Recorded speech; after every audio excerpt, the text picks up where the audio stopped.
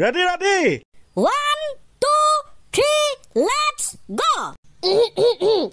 Singra pokori jalapi hoteলত পায় ভাল লাগে অতিপাত এইবিলাক খাই বেছি খালে বইল কণী পেট বেয়া কৰে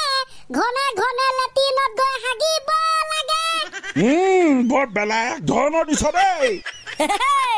ফাষ্ট ফুডৰ দোকানত গৈ বস্তু খাবা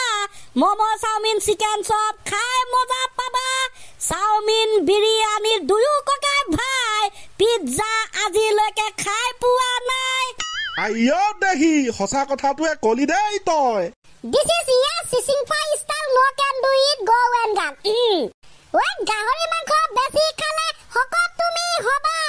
পিজ্জা খাই পাইছানে বন্ধু সকল কমেন্ট এটা কৰা ঘিনচিলিক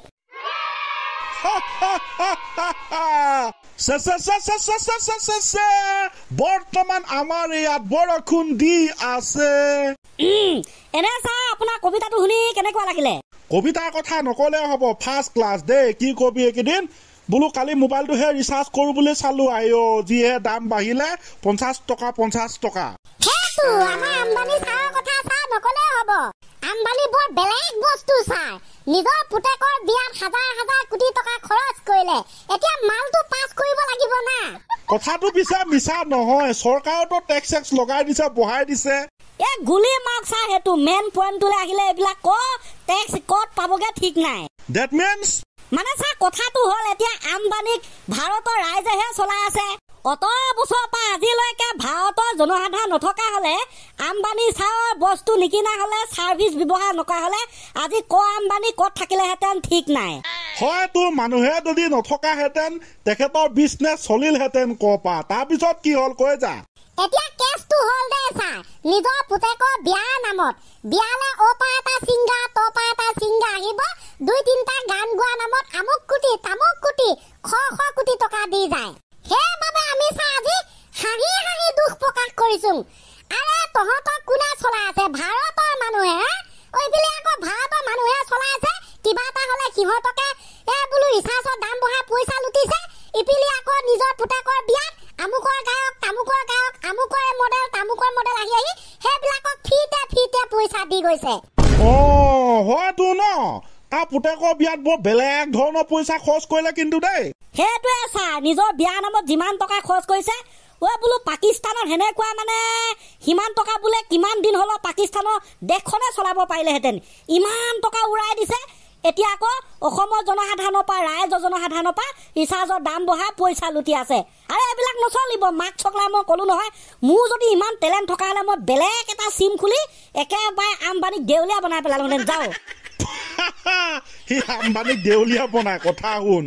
খংটো উঠি যায় না ছাৰ বোলো যেনে তেনে কিছুমান মানুহে চলাই থাকেহে নেটটো তাকো দাম বঢ়াই দিছে ইপিলি নেটটো খতম হৈ গ'লে আকৌ এক্সট্ৰা পেক বঢ়াব লাগে তাতো দাম বঢ়াই দিয়ে মানে কি কবি আৰু এতিয়া আকৌ গোটেই BSNL কথা ওলাই আছে BSNL বুলি প্লানটো সস্তা কিন্তু নেটটো নাই কবা চলাব পায় কৈ ইটো নহয় সিটো নহয় তু BSNL 100 টকা 120 টকা 130 টকাত পালে কি হ'ব তাৰ নেটকে নাই ভয়তো এনে লাভ নাই সেইবাবে গাইস আপোনালোকৰ প্ৰতিক্ৰিয়া কমেন্ট বক্সত জনাব দে এতিয়া আপোনালোকক এটা বৰ বেলেগ ধৰণৰ কাহিনী কম কাহিনীটো এটো এনেকুৱা ধৰণৰ বোলো এখন পৃথিৱীত আপুনি যে মই এদিন মৰি যাম আমাৰ ককা এটাহঁতে যে মৰিছিলে মানুহ বাও কিয় মৃত্যু হয় লোৱা তই বোলো কৈছ মানুহ কিয় মৃত্যু হয় তই যদি নমৰা ইউ যদি নমৰা হি যদি নমৰে আৰে পৃথিৱীত মানুহ ইমানে হৈ যাব থাকিবলৈ ঠাই নোহোৱা হৈ যাব হেতুকে আমি বুজাইছো ছাৰ কিন্তু ইয়াৰ এটা আধ্যাত্মিক কাহিনী আছে দে পূৰ্ব জন্মৰ কথা একটিকা পূৰ্বপুৰুষৰ কথা আমাৰ ভগৱান প্ৰভুৱে মানুহ সৃষ্টি কৰি মানুহ আকাৰ বনাই প্ৰদান কৰি জন্ম দিয়া পৃথিৱীলৈ পঠাই দিয়ে তাৰ পিছত বোলে পৃথিৱীত মানুহ জন্ম হোৱাৰ আগত আমাৰ ভগৱান প্ৰভুৱে কয় তই পৃথিৱীলৈ যে যাবি এদিন মৃত্যু হবি না নহয় এদিন মৰিবি না নমৰ যিটো মানুহে কয় বোলে নাই মই চিৰদিন থাকিবলৈ বিচাৰো মই নমৰো এই যে নমং বুলি ক'লে সেইটো মানুহক কিন্তু ভগৱান প্ৰভুৱে বোলে পৃথিৱীত জন্মই নিদিয়ায় তাৰমানে সি জন্ম নহওঁতে মৰিলে তাতে কথা কবলৈ আহে গানটো গাই থকা নাই না তো তাৰ পিছতে হেতু কেনসেল তাকো এটা আহি আজি জন্ম হ'ব লাগে আকৌ ভগৱান প্ৰভুৱে সুধিব ঐ তই যে জন্ম হবি পৃথিৱীলৈ গৈ কেনে তই পিছে মৰিবি নমৰ সেই মানুহটোৱে যদি কয় হয় প্ৰভু মই মৰিম এটা সময়ত তেনেহ'লে তাক পৃথিৱীলৈ পঠাই দিব জন্ম দিয়াই অবসুলেটলি ৰাইট ছাৰ আচ্ছা জন্মহে হৈছে তো মৰা কথাটো দেখোন এতিয়ালৈকে অহাই নাই লাহে লাহে আহিব ছাৰ জন্ম প্ৰথমতে দিয়াই লওক তাৰপিছতে মৰিব না তো তাৰপিছতে মৰিব বঢ়িয়া বঢ়িয়া বঢ়িয়া কিছুমানে তো জন্ম নোহোৱাৰ আগতে মৰিলে তাতে হয় নাই দে তাৰপিছৰ কথা মেইন কেছটো হ'ব ষ্টাৰ্ট এতিয়া ভগৱান প্ৰভুৱে এটা টিকটৰ টোপোলা দিব তাৰ পৰাই উঠাব লাগিব সেই মানুহজনে এটা টিকট কাগজৰ সেই টিকটটোতে লিখা থাকিব সেই মানুহজনৰ মৃত্যুৰ কাহিনী মৃত্যুৰ কথা কি ছাৰ সেই টিকটটোতে লিখা থাকিব সেই মানুহজনে 50 বছৰত মৰিব নে 30 বছৰত মৰিব নে 20 বছৰত মৰিব নে 100 বছৰত মৰিব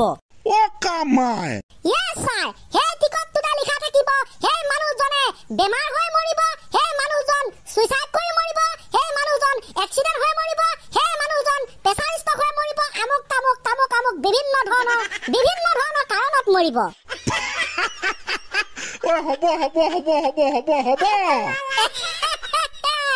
সকলো ঠিক হয় টিকট লৈ কপালত মৃত্যুৰ খবৰ লিখি পঠাই দিয়ে এইখন পৃথিৱীলৈ মানুহজনক আমিও তেনেকৈ মৃত্যু খবৰ লৈ আহিছো কিন্তু আমি দেখা নাই কপালৰ ভিতৰত লিখি দিছে বোলো সেই কাৰণে আমুকে মৰিলে এক্সিডেন্ট হৈ সেই কাৰণে তামুকে মৰিলে বেমাৰত আহি গ'ল এনেকে মৃত্যুৰ খবৰ কথা শুনিবি কথা চাবি অৱশ্যে কাহিনীটো কিন্তু বেষ্ট ইণ্টাৰেষ্টিং লাগিলে দেই শুনি যি কি নহওক গাইজ আপোনালোকে যি ভাবে মনে সজায় এটা কাহিনী ভাল লাগিল কৈও আমাৰ একদম বঢ়িয়া দে শুভেচ্ছা থাকিল ভৱিষ্যতে আৰু এনেকুৱা কাহিনী শুনিবলৈ পাম বুলি আশা থাকিল তেনেহ'লে আজি আৰম্ভণি গীত নহয় আৰম্ভণি কবিতাৰে সমাপ্তি হৈ যাওক আজিৰ ক্লাছ বোলো খেটেক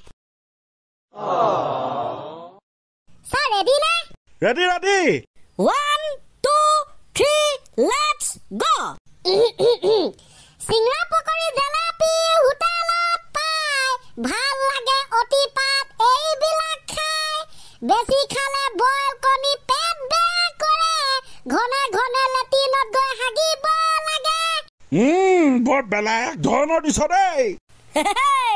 ফাষ্ট ফুডৰ দোকানত গৈ বস্তু খাবা মম' চাওমিন চিকেন চপ খাই মজা পাবা চাওমিন বিৰিয়ানীৰ দুয়ো ককাই ভাই পিজ্জা আজিলৈকে খাই পোৱা নাই আইও দেহি সঁচা কথাটোৱে কলি দেই তই This is yes Sisingfa style no can do it go and gun